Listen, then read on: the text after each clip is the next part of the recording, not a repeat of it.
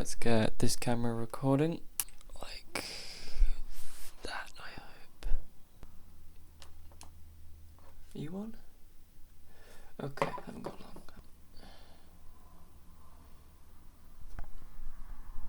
Record entire screen. Okay. This is a clap for every camera. Let me try that again. The end of the panopticon. It is still to this ideology of lived experience, exhumation of the real in its fundamental banality, in its radical authenticity, that the American TV verite experiment attempted on the Loud family in 1971 refers. 7 months of uninterrupted shooting, 300 hours of non-stop broadcasting, without a script or a screenplay, the odyssey of a family, its dramas, its joys, its unexpected events, non-stop, in short. Raw historical document, and the, quote, greatest television performance comparable on the scale of our day-to-day life to the footage of our landing on the moon, unquote. It becomes more complicated because this family fell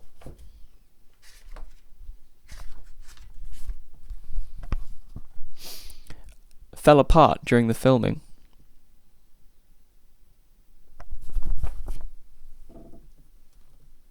Excuse me.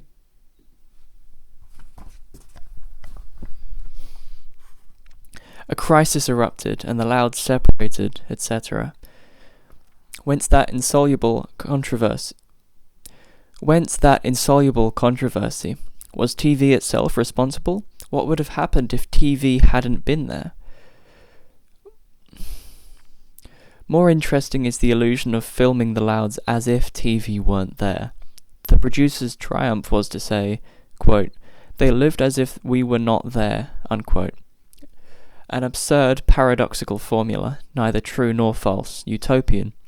The, quote, as if we were not there, unquote, being equal to, quote, as if you were there, unquote. It is this utopia, this paradox, that fascinated the 20 million viewers, much more than did the perverse pleasure of violating someone's privacy in the verite experience.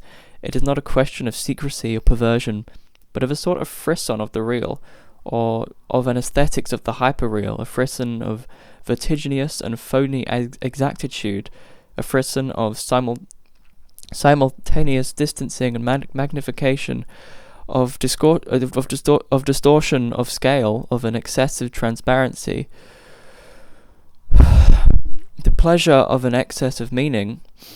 When the bar of the sign falls below the usual waterline of meaning, the non-signifier is exalted by the camera angle. There one sees what the real never was, but as if you were there, without the distance that gives us perspectival space and depth vision, but more real than nature. Pleasure in the microscopic simulation that allows the real to pass into the hyperreal. This is also somewhat the case in porno, which is fascinating more on a metaphysical level than on a sexual level. Besides, this family was already hyperreal by the very nature of its selection. A typical ideal American family, California home, 3 garages, 5 children, assured social and professional status, decorative housewife, upper middle class standing. In a way, it is this statistical perfection that dooms it to death. Ideal heroine of the American way of life, it is, as in ancient sacrifices, chosen in order to be glorified and to die beneath the flames of the medium. A modern fatum? Because heavenly fire no longer falls on corrupted cities, it is the camera lens that, like a laser, comes to pierce lived reality in order to put it to death.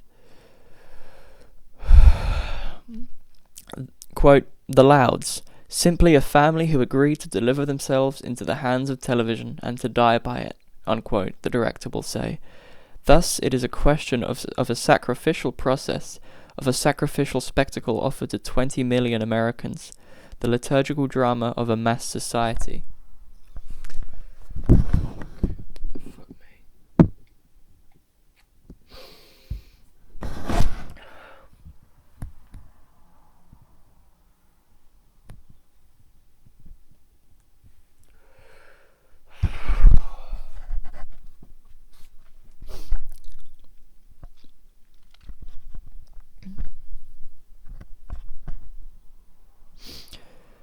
TV verite,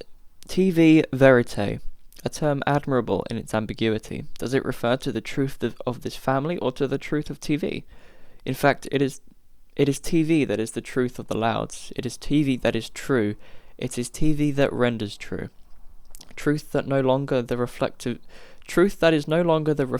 truth of the mirror, nor the perspectival truth of the panopticon system and of the gaze, but the manipulative truth of the test that sounds out and interrogates, of the laser that touches and pierces, of computer cards that retain your preferred sequences, of the genetic code that controls your combinations, of cells that inform your sensory universe. It is to this truth that the Loud family was subjected by the medium of TV, and in this sense it amounts to a death sentence. But is it still a question of truth? The eye of TV is no longer the source of an absolute gaze, and the ideal of control is no longer that of transparency. This still presupposes an objective space, that of the Renaissance, and the omnipotence of the despotic gaze. It is still, if not a system of confinement, at least a system of mapping, more subtly but always externally playing on the opposition of seeing and being seen, even if the panoptical focal point may be blind. Something else in regard to the Louds. You no longer watch TV, it is TV that watches you, live, to a system of deterrence in which the distinction between the passive and the active is abolished. The classical age of propaganda, of ideology, of publicity, etc., but one of deterrence.